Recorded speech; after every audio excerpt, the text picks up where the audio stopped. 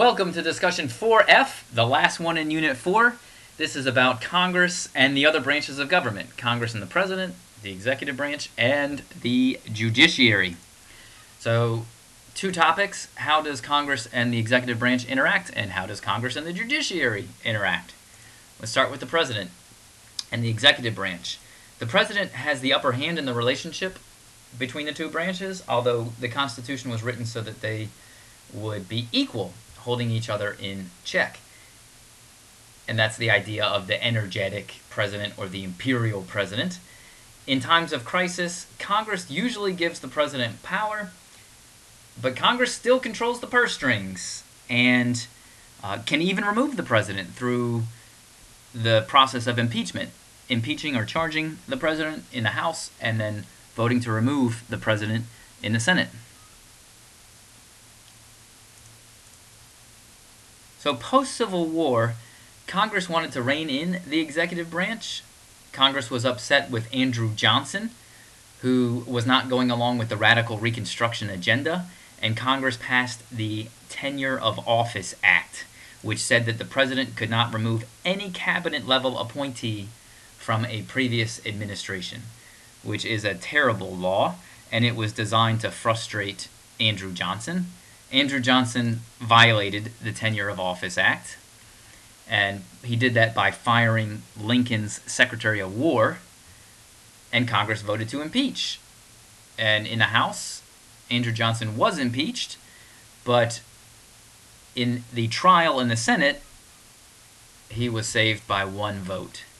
But even so, the president's power was weakened in that impeachment, and Bill Clinton was also impeached as president. In the 20th century, there were examples of strong presidents like Teddy Roosevelt, Franklin Delano Roosevelt, LBJ.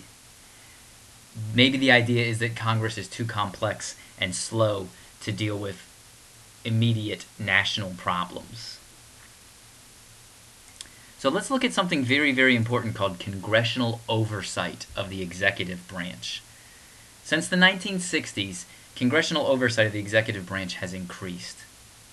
And that is this idea of Congress has the ability to review the activities of any agency, any sort of department agency, executive agency, so the Central Intelligence Agency would be an example, any department like the Department of Education or any office in the executive branch, and look for signs of abuses of power. The committee meetings where these hearings happen can be very dramatic. Here's an issue or an example with Trey Gowdy, who is the chair of the House Select Committee on Benghazi, and Hillary Clinton testifying before that committee. Hillary Clinton was representing the Department of State, so this is Congress exercising oversight over a cabinet department, which is part of the executive branch. So here's a good definition of congressional review: a process whereby Congress can nullify agency regulations by a joint resolution of legislative disapproval. So if an executive agency, part of the bureaucracy, part of the executive branch, passes a rule or a regulation, Congress has the ability to overturn that regulation.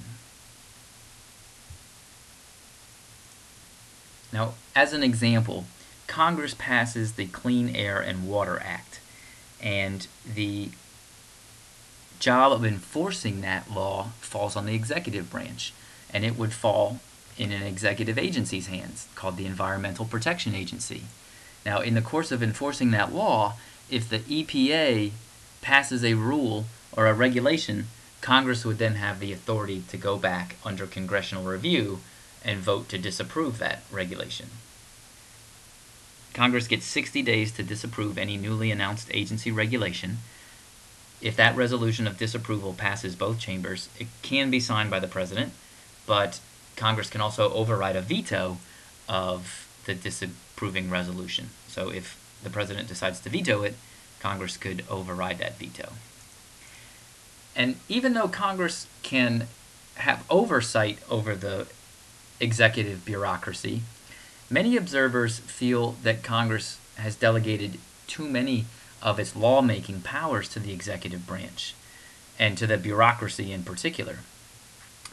Many people follow something called the non-delegation doctrine, which encourages Congress to take more control over the bureaucratic agencies and to rein in giving these bureaucratic agencies lawmaking ability. And we'll get more into this when we study the bureaucracy itself, how the bureaucracy essentially makes law itself and adjudicates law. Functions like the judiciary as well. In terms of foreign affairs oversight, the executive's constitutional job in foreign affairs include things like waging war and negotiating treaties. Congress's constitutional jobs in foreign affairs include things like declaring war, and the Senate has the power to ratify treaties with a 2/3 vote. Despite these splits in constitutional powers, the executive branch has become more prominent in foreign affairs. This executive supremacy is due to a series of fast-happening crises and the development of nuclear weapons, and what some people would accuse Congress of being a snoozing Congress. So in 1973, Congress passed the War Powers Act, which was vetoed by Nixon, but then that veto was overridden. And this law says that the president is limited in the deployment of troops overseas to a 60-day period in peacetime, which can be extended for an extra 30 days to permit the withdrawal of those troops, unless Congress explicitly gives its approval for a longer period. And the law goes on to say that the president must notify Congress within 48 hours of committing troops. This law was passed in response to the Vietnam War, and how many felt that a succession of presidents had abused their power in committing troops to fight in Vietnam.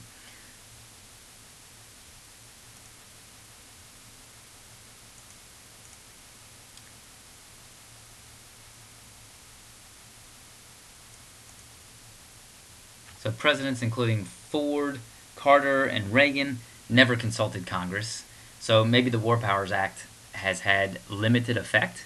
It may be unconstitutional because it limits presidential prerogatives as commander-in-chief.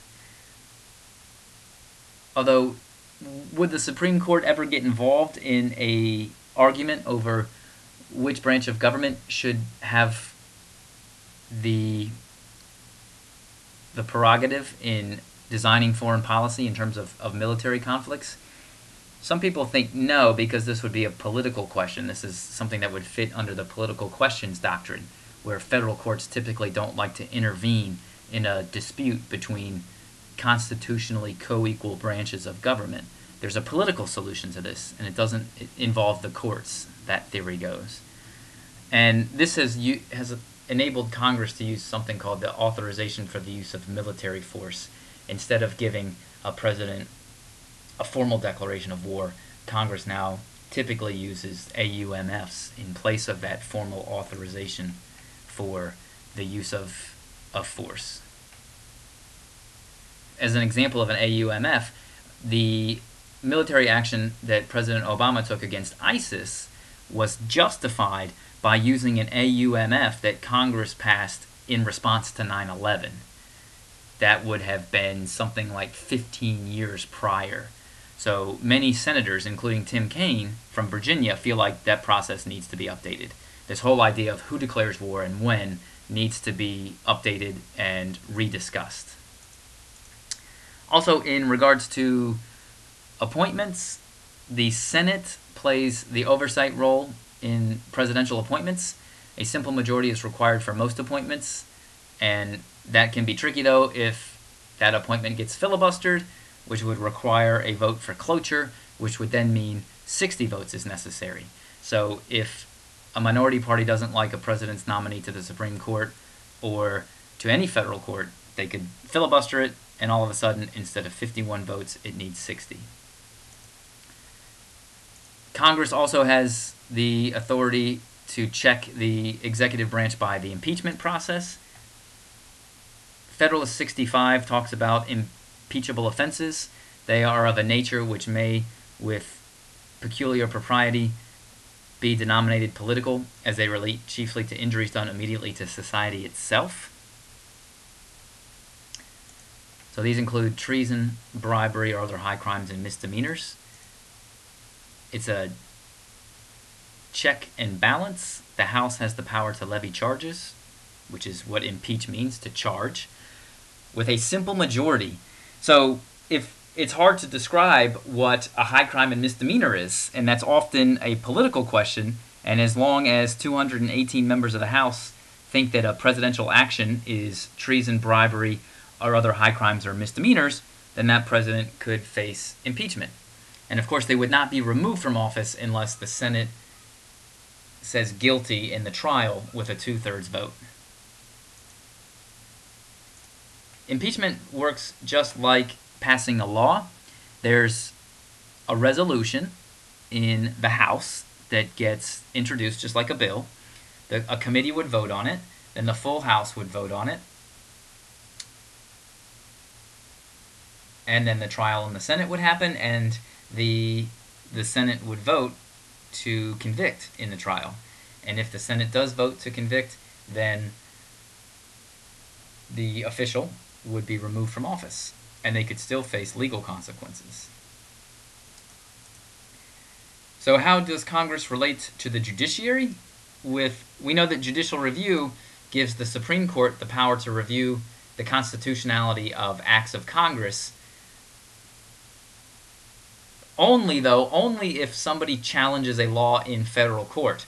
It's not like the Supreme Court can look at every law Congress passes and say whether or not the law is constitutional as it's being passed. That doesn't happen.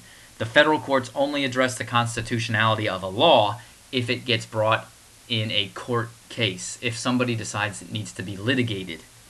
And the Supreme Court or any federal court would then have to agree to hear the case, agree that they're standing, and all the conditions for a case are met. That's called justiciable. And then the federal courts could evaluate the constitutionality of a law. Sometimes Congress passes laws that it knows are unconstitutional, because not every law will end up getting challenged in federal court. Also, in regards to the courts, this is fascinating. Congress gets to establish the size of the Supreme Court. So 9 justices, that decision was made by Congress. And Congress has a lot of power when it comes to federal courts.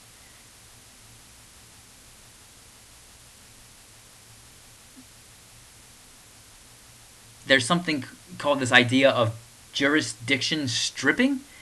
This is not settled. This is a debated idea. But some people feel like Congress could alter the jurisdiction of the federal courts, alter the types of cases that the courts can hear. The Constitution says Congress establishes the federal court system, the structure of the federal court system, and the jurisdiction of those courts.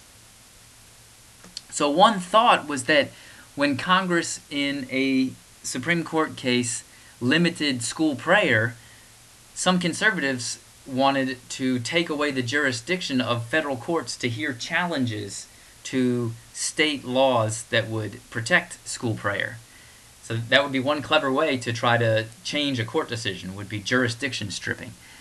And it's a very debated theory, but it's a really, really interesting one.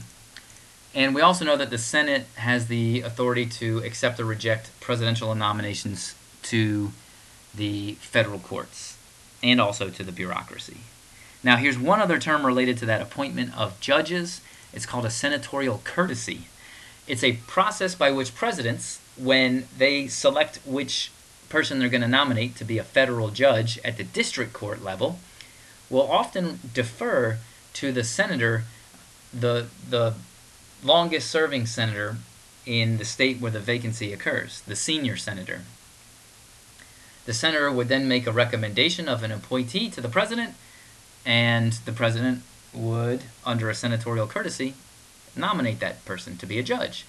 This is typically not done for the Supreme Court because those don't come from a specific state, or for appellate courts because appellate courts involve more than one state. This is for district court levels because there's at least one district court at the federal level in every state. So just the president would consult a senior senator over who should be the next judge at the district court level. All right, that takes us to the end of this discussion on how the legislative branch relates to the other two branches. Let me know at the link below if you have any comments, questions, concerns, anything that needs clarification. Hope it helped, and good luck studying.